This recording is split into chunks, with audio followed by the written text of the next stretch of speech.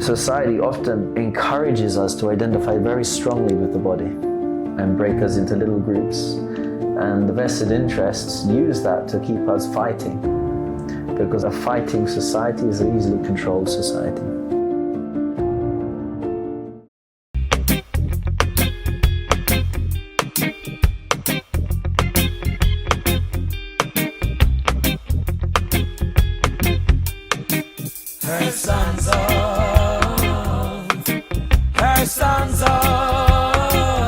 Hey guys, welcome back to the Here For Now podcast with myself, Abby and Joseph. You may have noticed today that we have an extra entity in our presence who goes by the name of Dayal Mora. He's actually the founder of Studio 108, this spiritual hub in central London where we do live music, meditation, food, talks on spirituality, meditation, controversial topics, which he actually happens to be expert on, the paranormal, ancient civilizations and all of these sorts of things as well. So we're super lucky to have him with us today. I'm really happy to be here. Thank you for inviting me on, guys. So we've got a pretty successful podcast going on here. So I was surprised to be invited in, but happy to be here. Yeah, it's been going pretty well. The views are racking up, and hopefully, because you're actually here, you can add a subtly different flavor. And Dayal Mora is actually our spiritual teacher as well. He's a practitioner of Bhakti for many years. And yeah, he's a friend and mentor and a guide. So maybe you could speak a little bit about who you are and how you actually became interested in the spiritual, in the things that we hear about but that we can't necessarily see or perceive immediately. Good question. I mean, it's a long story, and I think everybody who comes to spiritual life has a really unique tale of how they somehow followed the signs, isn't it? Yeah. In nature, or through people, or through books, and somehow or another, and then connected to a spiritual process. And in that sense, my story isn't any much different to anybody else's, but certainly I was exploring, I was traveling, the earth, walking the earth, and looking within myself when it didn't look good. A lot of self-doubt, lack of confidence, not just in myself but in the world, and looking for answers which I couldn't seem to find.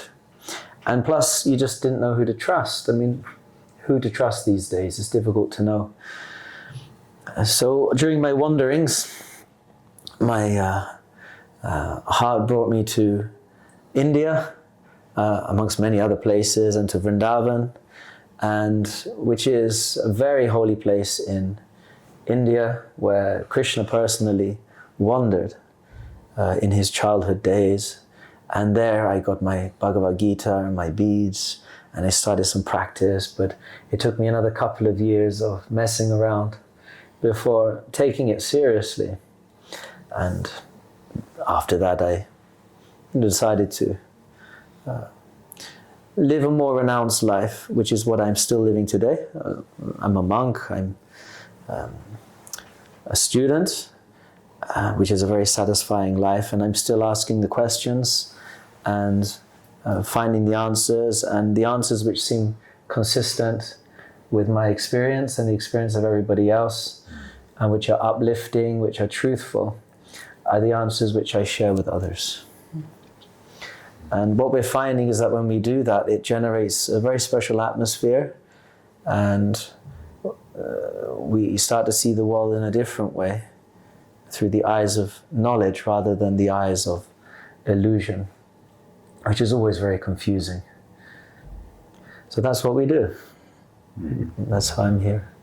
Can you speak a little bit about, I was asked the other day about this idea of your own experience, you know?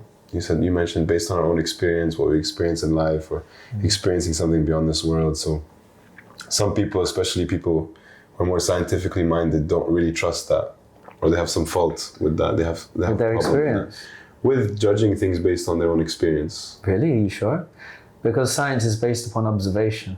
So everything in science is based upon the experience of the individual scientist doing the experiment. That's the whole point, and that's what they consider to be objectivity.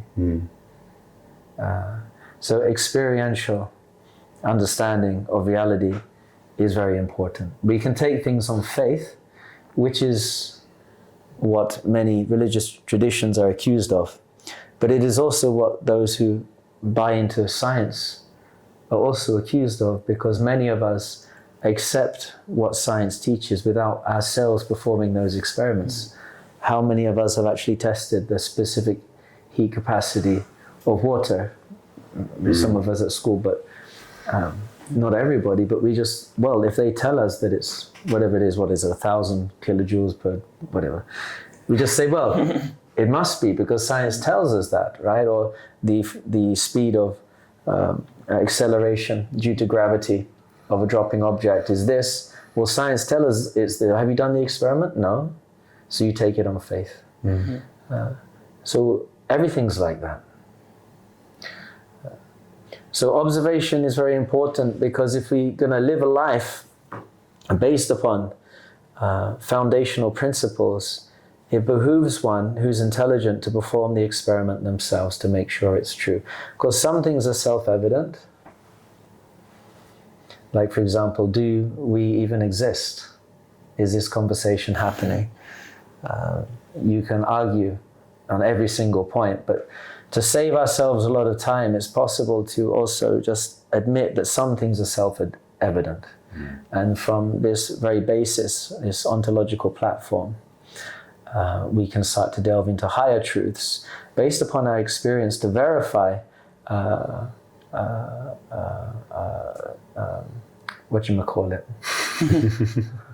postulates given by higher authorities, whether that's from the scientific world, the philosophical world, the political world, the economic world, or the spiritual world. A lot of people seem to have this blind doubt towards either faith or spiritual practices or scientific practices. If I'm a spiritualist, I might say, I don't trust anything in the media, I don't trust any scientific evidence. And vice versa, if I'm a scientific person, I might have this also doubt towards spiritual practice. How do we sort of combine the two, faith and... Really, I've never heard, I don't know anyone. Have you ever met anyone who has blind doubt about science? That they don't believe anything in science? Yeah, me too. Really? Yeah. And what do they say? They just say everything's a conspiracy, essentially. Yeah, and the government's involved in everything, and it's all, every aspect of science is used to control us, and you can never, like what you're saying about how we accept, for example, the equations that prove gravity, we just accept them without testing them ourselves. I've met people that say, no, you can't accept it unless you go out and test it yourself with everything. But do these people drive cars? And like use money, have jobs, and live in this world? So even if they don't admit it to themselves, they are blindly accepting the laws of physics, the laws of society. They're just living in a very confused state of existence if they're saying, I don't believe in these things. So this is called living a hypocritical life. That we say something, but our behavioral patterns are in opposition to what we're speaking. Like, for example, the scientists may say there's no such thing as consciousness, or love is just a chemical reaction. So then they're dismissing love or compassion as anything real. It's real, but it's just a chemical reaction. But when they go home to their pet dog or cat or goldfish and they show so much love and affection, but it's just a biological robot. Why?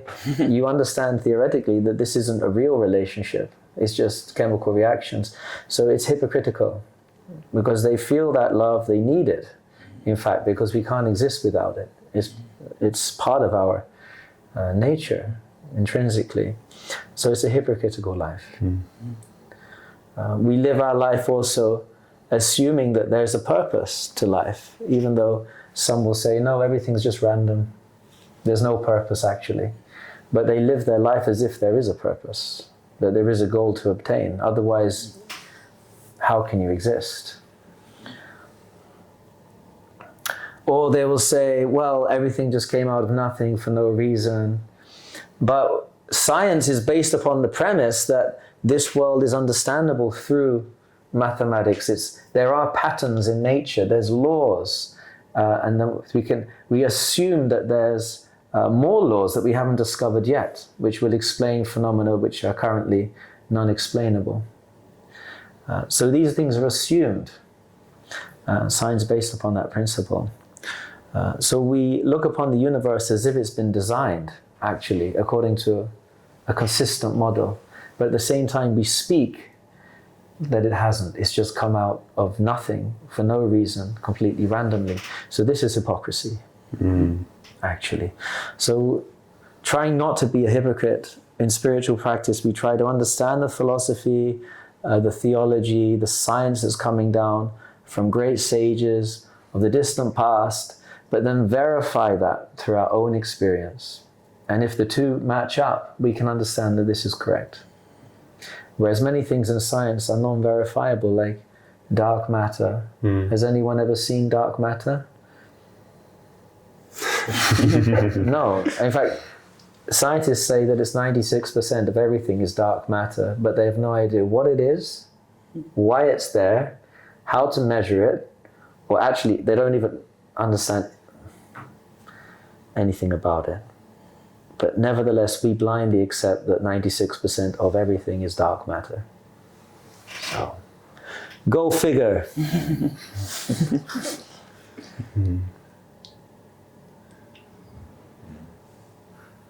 So, well, how are you guys doing anyway? It's really nice being on this podcast. It's wonderful. Yeah, you've definitely pushed it into another sphere of philosophical conversation. I mean, there's so many nice points there. What about this point that people will say when you read something and then you apply it in your life? I'm just playing devil's advocate because I had a conversation like this with somebody. They point towards the placebo effect. Because you can convince your mind of anything practically. What do you say to that? Isn't that amazing? I've always thought the placebo effect is incredible. Just imagine that. You've got degenerative cancer, terrible condition, all your internal organs are breaking down. And then somebody gives you a tablet which has no medical benefit at all. And you start taking this, and all of a sudden the cancer goes into regression, all the swelling goes down, inflammation, you start to live a healthy life again.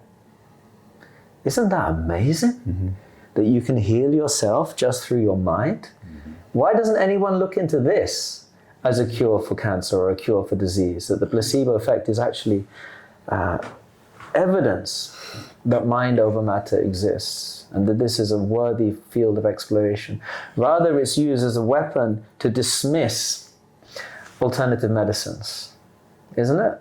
So that the pharmaceutical industry can keep selling you their stuff. These Ayurvedic medicines, they don't work, it's just a placebo effect. No?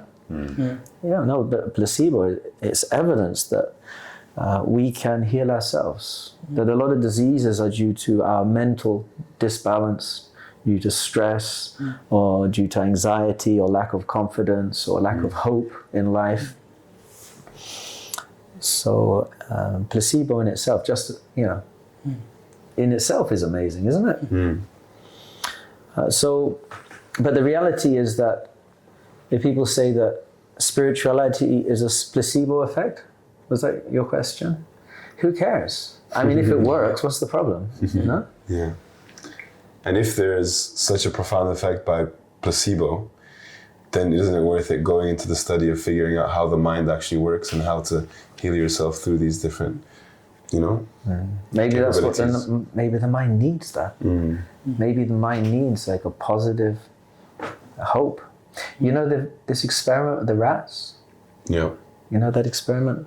I don't know. The hopeful rat? I don't know. So they experimented with the rat, that if you drop a rat in a bucket of water that it can't escape from, the rat will swim for 1 minute, and then it will, or how was it, 1 minute, or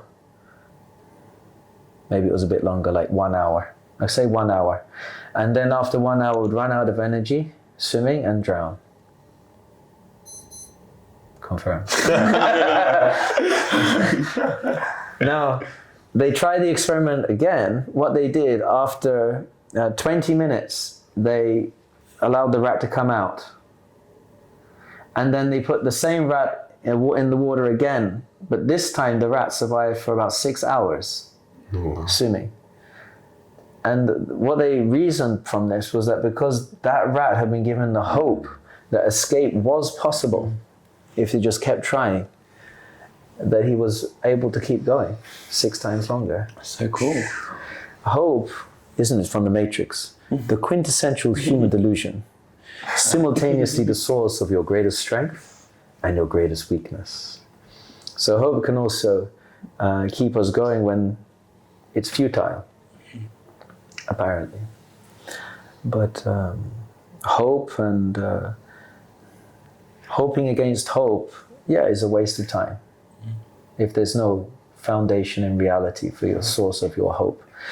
But if your hope is based upon something factual, then that faith can imbue someone with great strength to go beyond what would otherwise normally be possible in your, your karmic situation. The scientist might also say that the spiritual experience is subjective, and they might say it's not a science, it's just your own individual experience that you're interpreting and making your own mind up about. How do you respond to that? Is spirituality a science, or is it subjective to each person? Well, it's subjective to the Lord.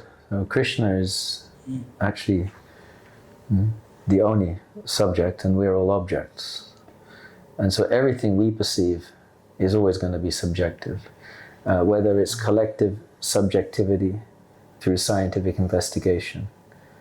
We all agree upon a certain truth, even though sometimes those truths don't hold up and are not consistent, but we all agree to go along with it.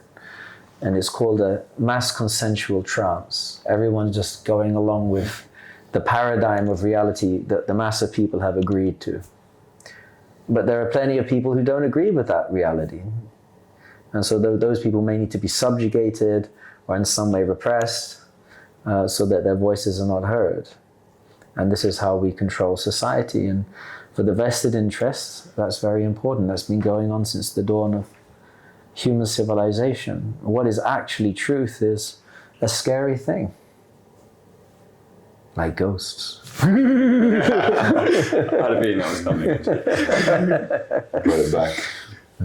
In other words, everything is relative in this world, basically. Everything is relative, except for God, who is the only subject. And everything else is object.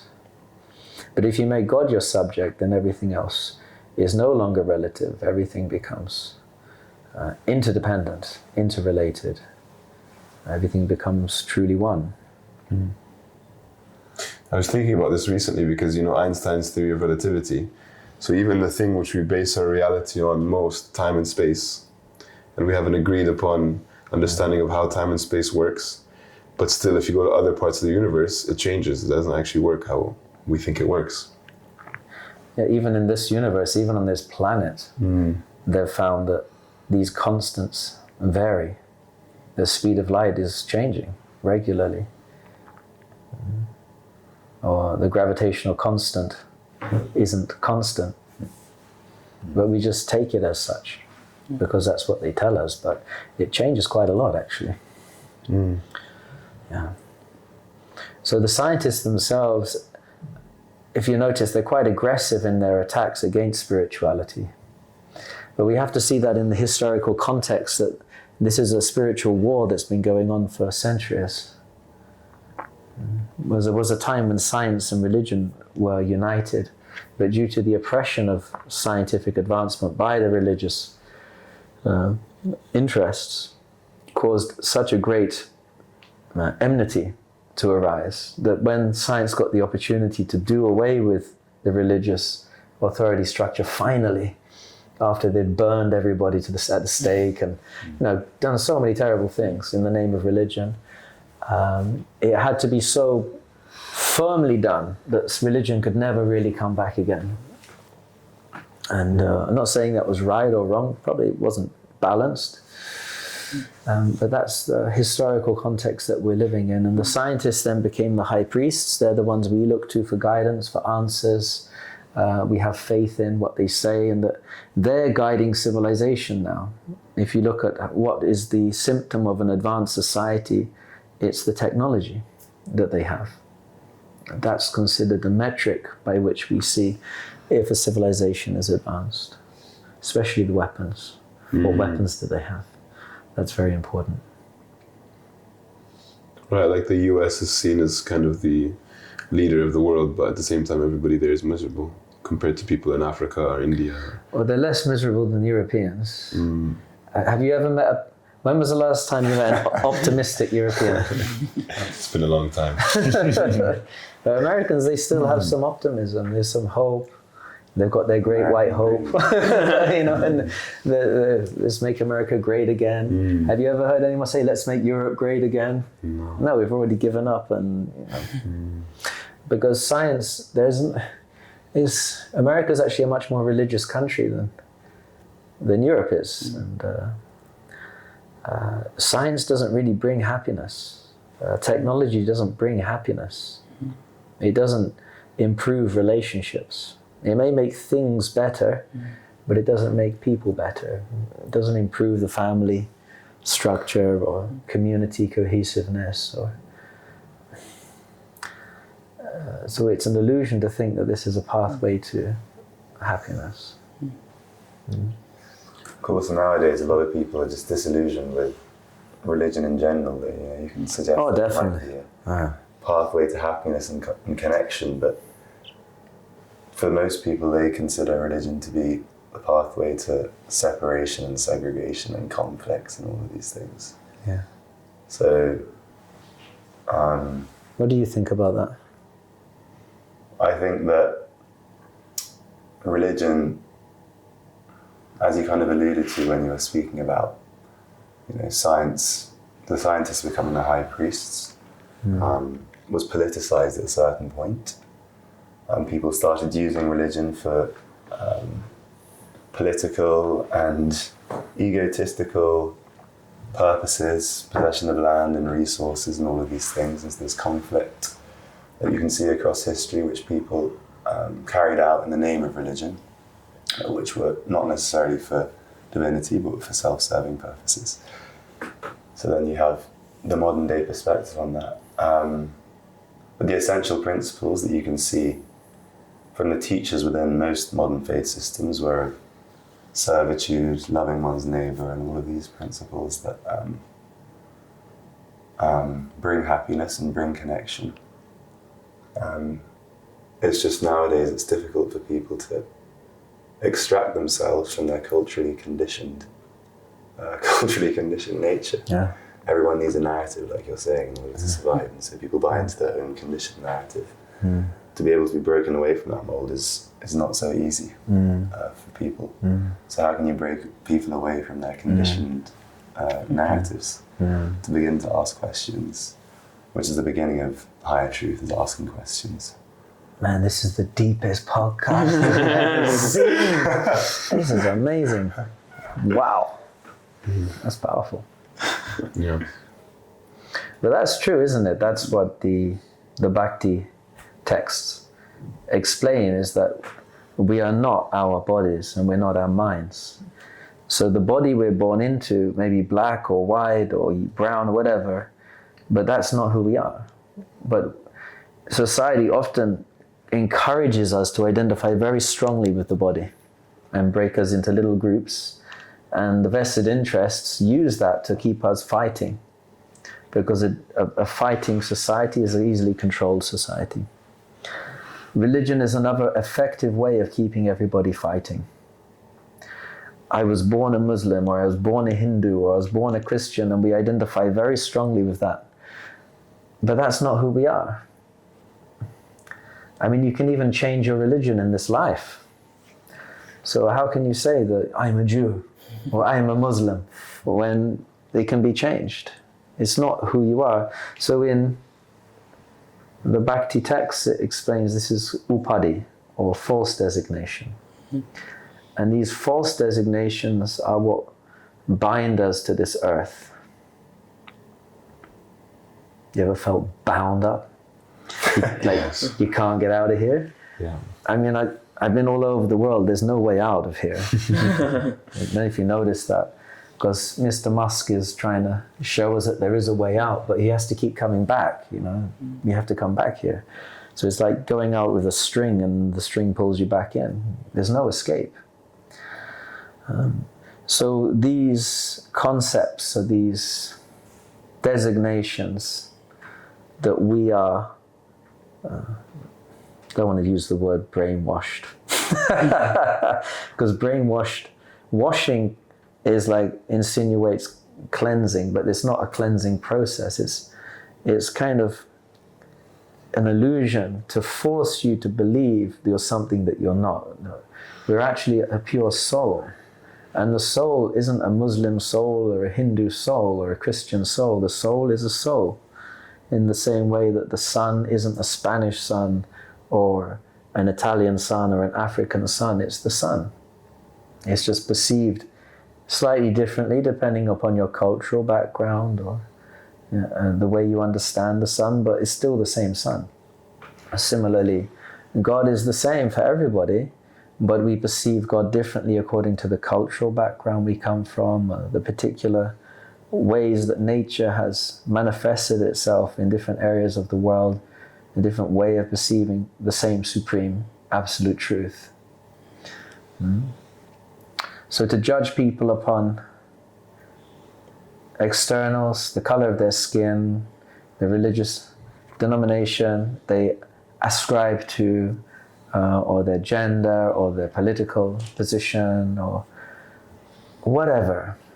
All these things, yes, of course we have to deal with people on that level because that's how you communicate, but in reality, this is a soul inside of a body in a kind of dreamlike state, really strongly believing that they are all these things.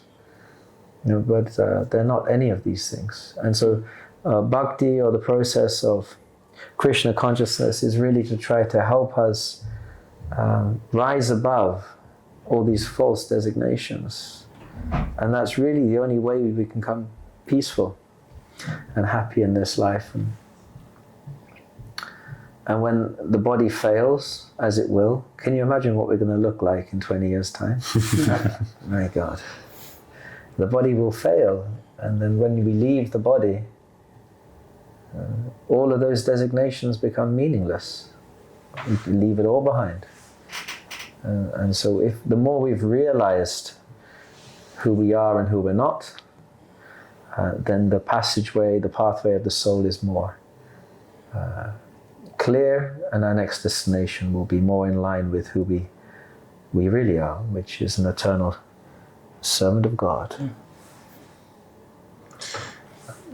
When we speak about these ideas, of course we always on this podcast we refer to these ancient bhakti texts, and what you're speaking about now of course sounds very liberal because it puts everyone on the equal platform. We're all spiritual beings and we're all equal, and therefore you treat everyone with respect and so on. But then you read these texts, and also sometimes these texts make these clear distinctions in society, or different duties that we have, or different ways that we should behave, which kind of gives like a conservative sort of viewpoint. How do you reconcile these two things? Because someone might hear this, what you're saying, and agree, but then that translates into how they see everything, that everything is fully on this liberal side, and we're all equal in every way, every respect, materially, spiritually, and so on. Do you normally have these kinds of questions on this podcast? This is really profound. Are you really testing me to the very limit? Well, we want to take advantage of this opportunity. Here, the next time you're going to be back. Wow, these are tough questions. My God. Yeah. So we live in two worlds. Oh, actually, we live in one world at the moment, but there's another world, another plane of consciousness we can live on if we choose to. And human beings have the capacity to access this consciousness, but animals don't have that capacity. Animals live on a very simple plane of existence. So that's finding something to eat, finding some place to live, a nice house or whatever. Making sure you have a suitable partner for mating regularly and reproducing. And also you have a mentality to defend, protect your territory, make sure nobody comes in and takes your stuff, right? So animals do this. Every animal does that. If you observe I mean, I really like watching BBC wildlife documentaries, David Attenborough. So, the blue whale is the king of the ocean. As they move through the depths, using their gaping mouths, they gather together millions of plankton, and this sustains their life. That was a pretty good impression, if I may say so myself. But danger lies in the depths. So every animal has to look after his family. Every animal has to make sure there's food. Every animal must make sure they have a home of some description, right? And every animal has to make sure they have a mate so they can prolong their species or their family, their dynasty. So a human being who only lives according to these principles and doesn't inquire into the purpose of their existence, why am I here? What is the aim of my life? How did this universe come into being? How was it created? How will it be destroyed in the end? What is time? Why was I born in this particular situation when another person is born in a rich family, another person is born in a poor family, and questions reality?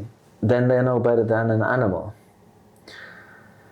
So to be a human being really means to live on that level of reasoning and philosophical investigation.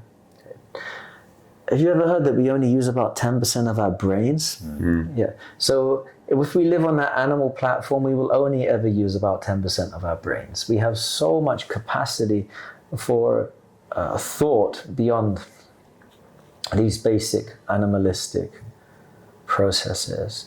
Now, that's not to say we just dismiss those basic needs for the body. No, they have to be looked after. At the same time, we should understand that the purpose of our lives is not just to maintain the body, but to inquire into the absolute. What do you reckon? Is it a good proposition? Yeah. Have more questions then. We should have had some more refreshments. I think next podcast, if you ever invite me back, we'll have like loads of drinks here. Yeah. So what about the person who isn't inquiring about the absolute truth, isn't searching about who they really are as a spiritual being, but is very charitable, is kind to others, is always looking to improve their mental health and help other people in their journey of becoming happy and all these kinds of things? And what about that person? That's nice. It's better.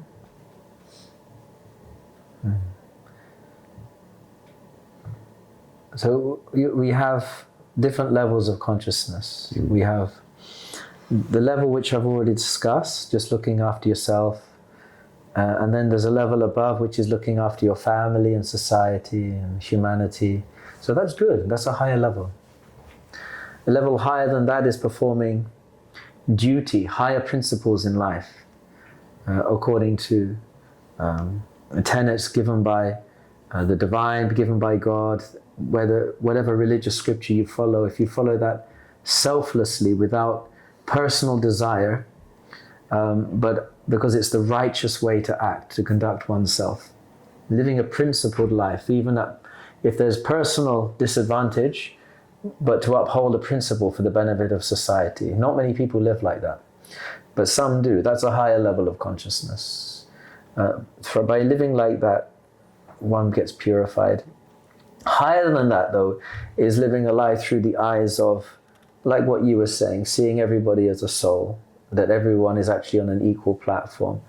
In social interactions, yes, you will interact according to their external identifications, because otherwise it's difficult to have a conversation with somebody if you just completely ignore who they think they are.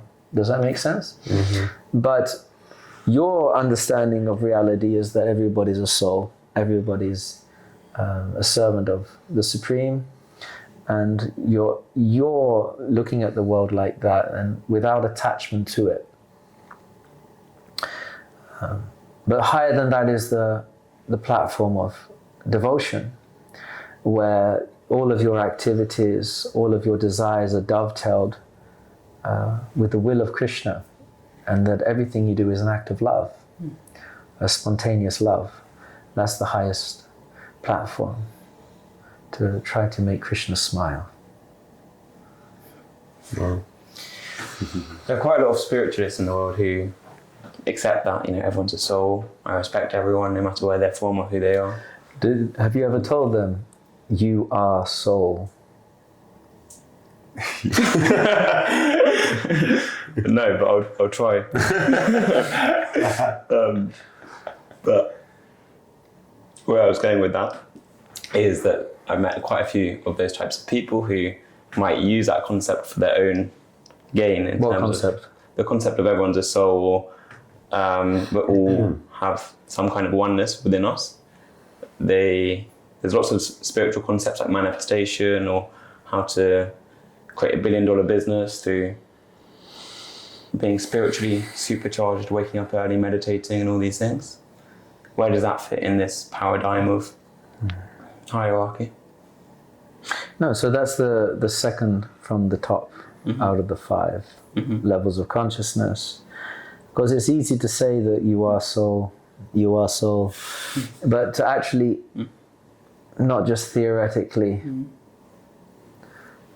but to, with realization, interact on that level is a different thing.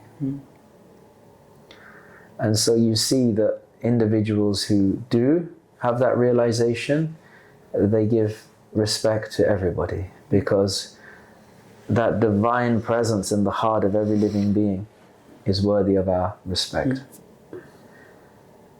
And so they will show equal respect to everybody, and not just human beings, but all species of life. And feel very joyful in the company even of enemies, so-called enemies, seeing that spiritual spark of their essence. So that's a very high level. The liberated souls walk around with that realization. Therefore, in every tradition, you, like the character, for example, of Jesus Christ. Do you know what he's talking about? I know what he's talking about. Yeah. What does it mean? Our cameraman's just showing a little sign behind the camera. Just to confuse everyone, throw a spanner in the works. That's 2:20. Yeah, 2:20. What does that you know mean? the time. Well, We should finish. soon. If you have to. How long have you been talking already? How long has it been, Arjun? About 40 minutes or something. Really, man? 30 minutes. I feel like we just It started. was so It's quick. the power of the cacao. We haven't talked about the ghosts yet or anything. We're supposed to That's talk about going ghosts like this whole to time. be Should- for round 2. The nature of this podcast is that it's always very spontaneous. Because ghosts are also souls, I guess. Well, I was getting ready to ask that. But you asked the friend. We should hold the ghosts.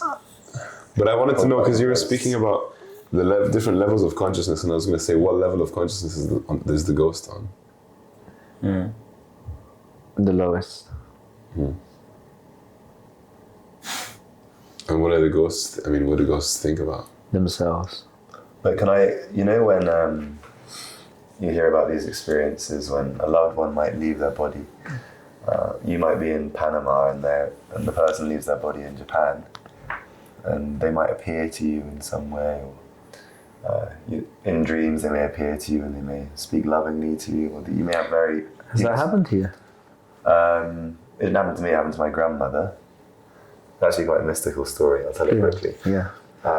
So when my grandmother was about 16 in Ghana, my father left his body, he died. It's okay, sorry. And they confirmed again. And they were very close actually. So she was devastated, she was quite a young lady when he left. And it was about in January of that year. Come September time, she was still mourning. And she went to sleep one night and she had a dream. And in this dream, she was walking along a country lane in Ghana and her father was there. And she told me this story a few years ago. And when she was telling me the story, she said, this dream felt as real as us sitting here and having this conversation now. And they were walking along this country road talking, and she was saying, Dad, I miss you so much. Why did you have to leave? Please come back, I miss you so much. And he was saying, he was laughing, you know, and saying, it's all right, you know, I can't come back, but I miss you a lot as well. And they kept walking and talking. Anyway, they came to the end of this country road, but the ending wasn't an ending as we understand materially. It kind of just stopped, and there was this abyss, you could say, just nothingness at the end. And he said, okay, Angela, I have to leave you now. Turn around and walk back the way that we came, and don't look back. She said, no, I want to come with you. Take me with you. I want to come with you. He said, no, Angela, you can't come with me. Please turn and walk back. Don't look back. So eventually she reluctantly turned around and she started walking back. But she did look around. And as she looked around, she saw him like stepping into this abyss, and he disappeared. Anyway, she walked all the way back to where they started walking from. And then she woke up. And then when she woke up, she saw her mother, her aunts, her cousins. They were all there. And they were all crying. Her mother had her hands on her body. She was shaking her, like they were crying. She was like, what's going on? She said, her mother said, Angela, oh, I'm so happy you're awake. She said, I've been shaking you for the past half an hour aggressively, and you haven't been responding. I've been shaking you, you haven't been responding. Thank God you've come back. And so she told her mother the dream, and she was like, yeah, if you followed him, you probably wouldn't have. Yeah, definitely, yeah. Probably wouldn't have woken up. Yeah. Anyway, when she told, I found that pretty amazing when she told me that story. Amazing. And so, anyway, that's like a whole story in itself. But her father, that was a positive experience for her. You know, it was nice, and he didn't seem particularly unhappy per se. Amazing. Yeah, that's different from a ghost story. It's a completely different thing.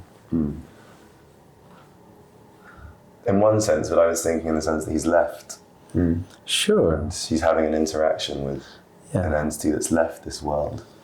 Well, yeah, left, but wanted to say goodbye first. He wasn't haunting this realm. No, it's the soul. You have to understand the soul doesn't operate to the laws of physics that we're used to, and time and space have no effect upon that. These phenomena. So, I mean, the stories like there's an amazing story what you just told. Like this are told by millions and millions of people all over the world from all different cultures throughout all time. Why? Because this is a real phenomena that the soul beyond the body and beyond the mind has the capacity to interact if there's love, if there's real affection. And sometimes it's required that when there's a strong connection, the departing person who has realization, because when you leave the confines of the body and mind and you perceive reality as it is, before you have to take another form, you may take the opportunity then to interact with those who you are leaving behind, and perhaps help them understand